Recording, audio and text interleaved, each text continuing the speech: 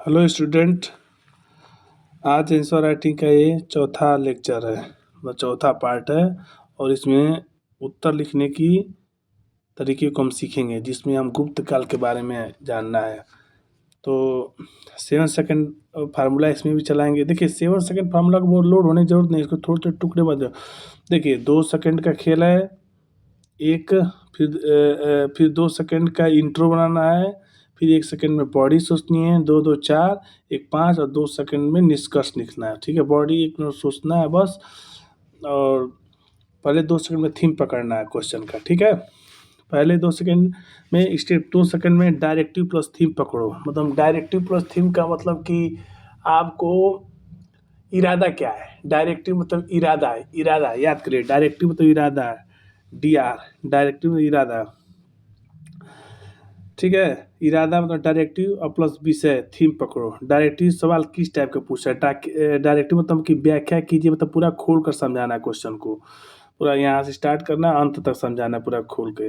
आकलन कीजिए मतलब पक्ष लिखना है उसका, मतलब धनात्मक पक्ष और विपक्ष। जैसे पूछेगा अमेरिका का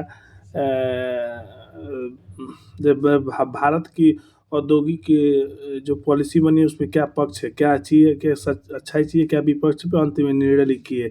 अंत में निर्णय पक्ष विपक्ष में आकर अंतिम निर्णय कर दिए कि वर्तमान में पक्ष ऐसा होना चाहिए, इसके विपक्ष में ये बातें गलत है, लेकिन इस पर तार्किक और संवैधानिक और तमाम तरह की चीज़ों को रख के और आकलन करना चाहिए। ठीक है, चर्चा कीजिए में अलग अलग पहलू पर तर्क। चर्चा कीजिए का मतलब कि पहलू प्लस तर्क प्लस विरोध तर्क, मतलब इसका क्या बात है, तर्क देना है, बात क्या है, तर्क देना है और उसका विरोध तर्क देना है। ठीक है, विश्लेषण कीजिए मतलब कारण परिणाम तो तर्कसंगत जोड़ ली। ठीक है, विश्लेषण कीजिए कारण प्लस प्रभाव प्लस उदाहरण, एक प्रकार से।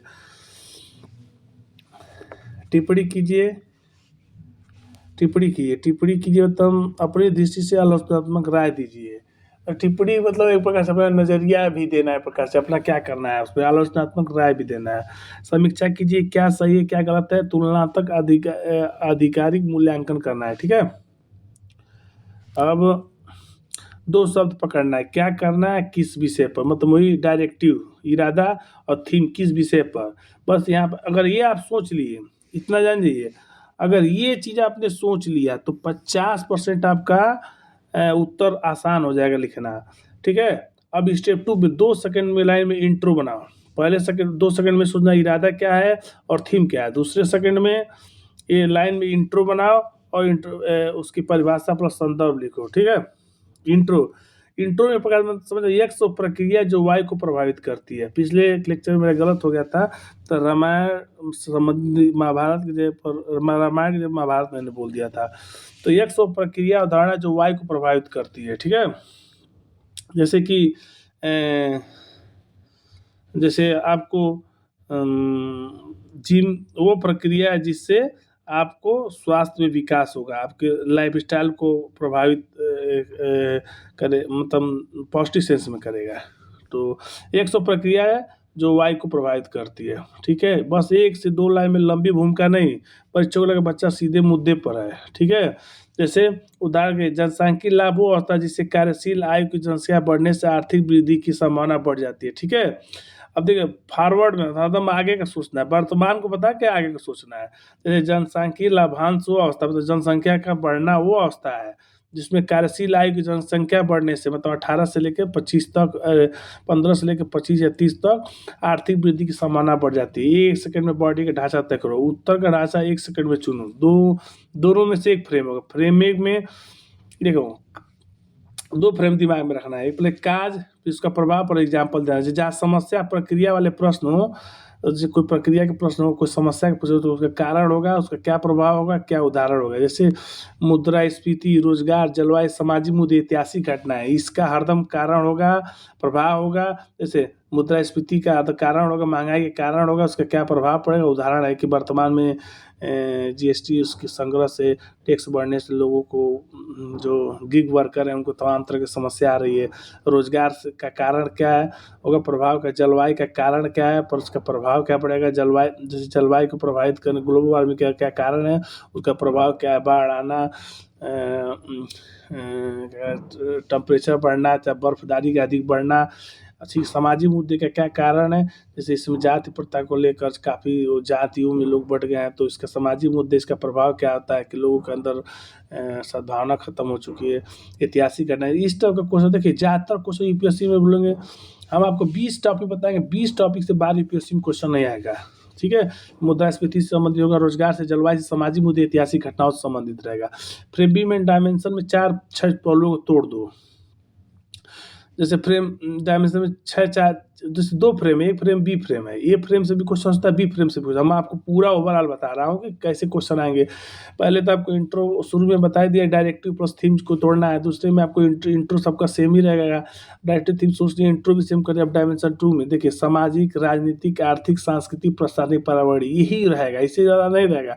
इसी में तो आगे उपयोग शासन में पूछेगा, सामाजिक शासन होने से क्या इसमें शासन से राजनीतिक, आर्थिक, सांस्कृतिक क्या प्रभाव पड़ा। संविधान में भी यही क्वेश्चन रहेगा, नीति बनेगा। इतिहास से भी ज़्यादातर गुप्त काल में राजनीतिक व्यवस्था क्या थी, आर्थिक व्यवस्था की थी, चाहे मध्योत्तर काल में सामाजिक व्यवस्था की थी, उत्तर वैदिक काल में उत्तर वैदिक काल में, वैदिक काल में क्या व्यवस्था थी। जो अंतर्राष्ट्रीय संबंध में भी यही चीज़ें रहेंगी, ठीक है। ढांचा तय होते, पॉइंट अपने, देखिए जहाँ आपने ढांचा तय कर लिया, पॉइंट अपने आप में आ जाएगा। अब आपको सामाजिक में 5 आराम से टॉपिक आ जाएगा। राजनीतिक में, राजनीतिक पहलू के 2 कारण हो सकते हैं। वर्तमान में राजनीति की दिशा इस तरफ उस तरफ जा रही है, जो सही है गलत लिख सकते हैं। आर्थिक में हो सकता है कुछ भी। 2 सेकंड में शॉर्ट कंक्लूजन, निष्कर्ष में छोटा, सकारात्मक और आगे का रास्ता होना चाहिए, ये सब चीज़ें। निष्कर्ष में छोटा, देखिए समग्र, 2 टेम्पलेट में क्वेश्चन बांटो, उसके शॉर्ट का 2 पार्ट है। फिर समग्रता, यह विषय भारत के लोग, देखिए हम आपको बता रहे हैं यहाँ पे, समग्रता यह विषय भारत के लोकतांत्रिक बहुत्ववादी सामाजिक परंपरा को मजबूती देता है। ये आपका छोटा हो गया, सकारात्मक हो गया। अब हम आगे का रास्ता चुने। आगे का रास्ता पॉजिटिव हो सकता है, निगेटिव हो सकता है। आगे के नीतिगत सुधार किस प्रक्रिया को और प्रभावी बना सकते हैं, न भी अच्छा है नहीं और अच्छा कर सकते हैं, ठीक है। ये सिर्फ 1-2 लाइन में काम खत्म हो गया आपका, 1-2 लाइन में काम खत्म, ओके। अब आपको इस पर 5 मार्क, एक देखो कभी भी क्वेश्चन में देखिए, ये ऐसे तो बहुत स्टूडेंट लिखेंगे जो मेंस लिखेंगे, यूपीएससी का चाहे यूपीपीसीएस का। आपको क्या करना है, 2 एग्जाम्पल, ऐतिहासिक तथा सामाजिक एग्जाम्पल दे दीजिए। जैसे फाइयान के आने के बाद से क्या हुआ, ठीक है। और समसामयिकी में वर्तमान में जैसे हम भारत को रूस की तरफ झुकाव की अपेक्षा अमेरिका की तरफ ज़्यादा झुकाव हो गया था, तो इसलिए हमारे लिए वापस से बैकफायर कर गया। तो सामयिक में वर्तमान जो अभी फिलहाल हाल ही में G20 की बैठक में हमारा अमेरिका से उतना लगाव न रख के तमाम तस्वीर वर्तमान लीजिए, जो नीति आयोग का भी डाटा जारी कर दिया, NCRB जो जारी करता रहा, यूनेस्को जो जारी करता है कि पर्यावरण में क्या प्रभाव है, PCC के अंतर्गत नया सुधार क्या हुआ है, थिंकर कमेटी का आर्टिकल डाल दिए, परीक्षा तुरंत समझ जाएगा यूपीएससी के टच में बच्चा। ये चीज़ आप डाल दिए, समझ जाइए, तो परीक्षक तुरंत समझ जाएगा कि यूपीएससी के टच में आप हैं, ओके। अब आपको क्या करना है इसके बाद, आप देखिए 7 सेकंड के फार्मूले को तय करिए। पहले वाले में आप 2 सेकंड में डायरेक्टिव प्लस थीम पकड़िए। पहला से 2 शब्द पकड़ लीजिए, 2 शब्द जहाँ पकड़ लेंगे आपका 80% यहीं जीत हो जाएगा, ठीक है। अब 2 सेकंड में लाइन इंट्रो बनाओ। अब आगे हम आपको एक क्वेश्चन करा देते हैं, जिससे मैं तो इसको कॉपी पे लिखा हूँ, लेकिन आपके लिए इसको वापस में लिख के PDF में चेंज करता हूँ। एक बार याद कर, फाइनल समरी याद कर, आपको एक बार याद दिला देता हूँ, ताकि आपको अगले क्वेश्चन में दिक्कत नहीं होगा। 7 सेकंड का समरी रहेगा, 2 सेकंड डायरेक्टिव प्लस थीम, मतलब क्वेश्चन में क्या करना चाहता है, जैसे चर्चा करना चाहता है, विश्लेषण करना चाहता है, व्याख्या करना चाहता है, चर्चा कीजिए या विश्लेषण कीजिए या टिप्पणी कीजिए या समीक्षा कीजिए, ठीक है। और 2 सेकंड में आधा 1 लाइन की एंट्री सोचना है, क्या माना है। बॉडी के अंदर बॉडी फ्रेम करना है। 1 सेकंड में आप सोचेंगे बॉडी फ्रेम के लिए कम समय क्यों दे रहे हैं, क्योंकि बॉडी फ्रेम का फिक्स है, कुछ वो लिखना है, इसमें सोचना ही नहीं है। सामाजिक विकास, आर्थिक विकास, राजनीतिक, पारिवारिक, जलवायु, सब आप लिखना है, ठीक है। और मार्टर को 7 सेकंड पकड़ के गुप्त साम्राज्य के उदय के पतन के इतिहास को किस पर प्रभावित किया। क्वेश्चन है, चलो सर फार्मूला का डायरेक्टिव थीम पकड़ के बताइए कि गुप्त साम्राज्य के, आपके लिए मैं क्वेश्चन लिखा हूँ, पर बताइए गुप्त साम्राज्य के उदय और पतन में भारतीय इतिहास को किस प्रकार प्रभावित किया। गुप्त साम्राज्य का उदय और पतन पूछा है, जिसमें चंद्रगुप्त, समुद्रगुप्त, उदयन से जो है स्टेप डायरेक्टिव पर थीम पकड़ो। पहले विश्लेषण कीजिए। क्वेश्चन पूछा है कि विश्लेषण करना है इसको, क्वेश्चन को पूरा मैं लिखा नहीं हूँ लेकिन इसमें विश्लेषण करना है, ठीक है। तब क्या करना है, पहले डायरेक्टिव पर थीम विश्लेषण कीजिए, ठीक है। थीम क्या, गुप्त साम्राज्य के उदय, पतन, भारतीय इतिहास पर प्रभाव, ठीक है। अब सवाल पूछ रहा है कि पहली लाइन में कोड डिमांड 1 सेकेंड में डेम वो करना लाइन। सवाल ये पूछा है कि गुप्त काल के उत्थान और पतन दोनों ने भारतीय राजनीति, सांस्कृतिक अर्थव्यवस्था को कैसे आकार दिया, ठीक है। अब देखिए कुछ नहीं, आपको क्वेश्चन का बॉडी यहीं पर रख दिया, बस पहले एंट्री करिए, डायरेक्ट क्वेश्चन एंट्री 1 सेकंड के अंदर मारिए। गुप्त साम्राज्य के चौथी 6वीं शताब्दी में भारतीय इतिहास का स्वर्ण युग माना जाता है, क्योंकि इस काल में राजनीति के एकीकरण और सांस्कृतिक उन्नति और वैज्ञानिक प्रगति चरम पर थी, ठीक है। स्टेप 2 में बॉडी, मुख्य भाग, 3 सेकंड का समय दे रहे हैं यहाँ पर, क्योंकि थोड़ा क्वेश्चन वो अलग टाइप का है। पहले बॉडी प्लस 3 मुख्य भाग, गुप्त साम्राज्य के उदय, उसका प्रभाव। पहले क्वेश्चन में पूछा है गुप्त साम्राज्य का उदय और उसका प्रभाव। राजनीतिक एकीकरण, चंद्रगुप्त द्वितीय ने उत्तरभारत में स्थित केंद्रीकृत शक्ति स्थापित की। आर्थिक समृद्धि, कृषि विस्तार, व्यापारिक मार्ग, सुव्यवस्थित भूमि, राजा, सुनहरे सिक्के। देखिए अभी आप क्वेश्चन को पॉइंट आपको मोटा मोटी अगर हमको चूंकि मालूम है इसलिए मैंने लिख दिया। अगर आपको नहीं मिला तो आर्थिक समृद्धि के अंदर कृषि विकास में आप बोरा खींच सकते हैं सर, भूमि राजस्व से सुनहरे सिक्के के बारे में खींच सकते हैं, कोई बहुत जरूरी नहीं है। ये तो पॉइंट टू पॉइंट, ये तो काफ़ी अच्छा नंबर पाने के लिए पॉइंट है। संस्कृति उत्कर्ष, कालिदास, आर्यभट्ट, फायान, अजंता कला भारतीय संस्कृति की पहचान, गौरवशाली काल था, ठीक है। ये तो ये गौरवशाली काल था इसका। धर्म और समाज, हिंदू धर्म का पुनः मंदिर स्थापना सामाजिक संतुलन को बढ़ावा दिया। पतन, उसका ऐतिहासिक प्रभाव, वो देखिए पतन में उसमें हूण आए थे। अब आपको हम ये सब हूण, इसक, ये सब के बारे में जब इतिहास में पढ़ाएंगे इतना ट्रिक से, इतना आसानी से पढ़ाएंगे कि आप कभी जीवन में नहीं भूलेंगे। हूण आक्रमण, उत्तर भारत के राजनीतिक स्थिरता को भारी आघात दिया। राज्यों का विखंडन हो गया, स्थानीय शक्ति को उभार से बाद में पूरे छोटे छोटे राज्यों में बढ़ गया, छोटे छोटे शक्तियाँ उभरी तो छोटे राज्यों में बढ़ गया, तो इससे एकजुटता खत्म हो गई, तो गुप्त साम्राज्य का वर्चस्व खत्म हुआ, तो गुप्त साम्राज्य का पतन की ओर अग्रसर हुआ। आर्थिक गिरावट, जब इतना टूट फूट हो जाएगा, जिस देश में राजनीतिक अस्थिरता हो गई, तो आप मान कर चलिए आप 100% नौकरियों पर आर्थिक अस्थिरता होगी, राजनीतिक अस्थिरता होगी, इंफ्रास्ट्रक्चर लेकर अस्थिरता होगी, ठीक है। सांस्कृतिक निरंतर प्रभावित, संस्कृति में स्थिरता होगी, क्योंकि हर स्टेट का अपना अपना संस्कृति पर विकास देंगे, यहाँ पर अपनी भाषा का विकास देंगे। तो ये देखिए बहुत ये नहीं है कि खुद पूछ हम लोग डर जाते हैं, अरे यार पॉइंट पूछे, कुछ नहीं करना है आपको, बस डेली रूटीन पर प्रैक्टिस करना और डेली रूटीन की लाइफ को जोड़कर फ्यूचर का बातें लिख के वर्तमान में लिख देना है, ठीक है। अब दीर्घकालिक प्रभाव क्या हुआ, गुप्त काल के धार्मिक संस्कृति के मॉडल आगे राजा चालुक्य पारंपरिक संस्कृति का आधार बना। अब देखिए दीर्घकालिक लंबा प्रभाव का, गुप्त काल का प्रभाव मान के चलिए कि आज तक चल रहा है, आज तक इसी को नोट कर लीजिए।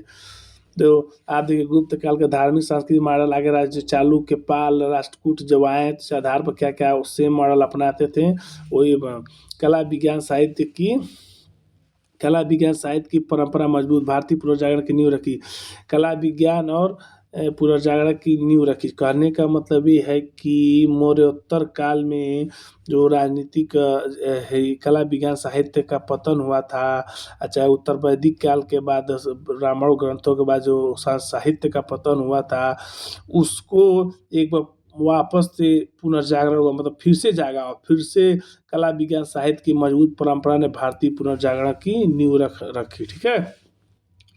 गुप्त प्रशासन में भूमिदान, स्थानीय स्वशासन भी केंद्रीकरण की परंपरा को गुप्त प्रशासन में भूमिदान हुआ, स्थानीय स्वशासन मतलब छोटे छोटे वहाँ पर जब बड़ा केंद्रीकृत शासन हो जाता है तो छोटे छोटे तभी होता है, जब छोटे छोटे स्वशासन, जब भी आपको बड़ा एक मजबूत स्तंभ चलाना है तो आप जान जाइए कि स्थानीय स्वशासन को बहुत लूज करना पड़ेगा।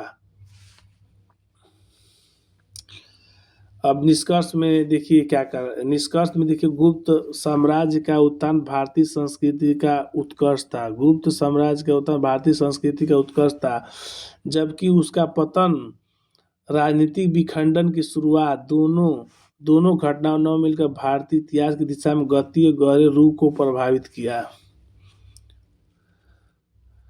और आपका यहाँ क्वेश्चन खत्म। आंसर भी राइट डाउन। देखिए, आपको लिखने की कला के साथ साथ हम क्वेश्चन कराएंगे, और ये आपको बिल्कुल निःशुल्क है, क्योंकि अगर इसी के लिए आप दिल्ली जाते हैं, वहाँ पर हर महीने 15-20 हज़ार रुपये खर्च करते हैं, मुखर्जी नगर में चाहे राजेंद्र नगर में, ये आपको घर बैठे बैठे मैं सुविधा प्रोवाइड करता हूँ, और कम समय में, कोई फालतू बकवास नहीं। इसलिए मैं रोज़ के पढ़ाए हुए आंसर को ध्यान में रखिए। देखिए, हम बहुत हाई फाई नहीं कि स्लैब ला के पीपीटी जनरेट करके ये वो कूद का मतलब नहीं। हम आपको बेसिक चीज़ सिखाएंगे कि आप फ्यूचर में सीख सके चीज़ों को। बहुत बहुत धन्यवाद।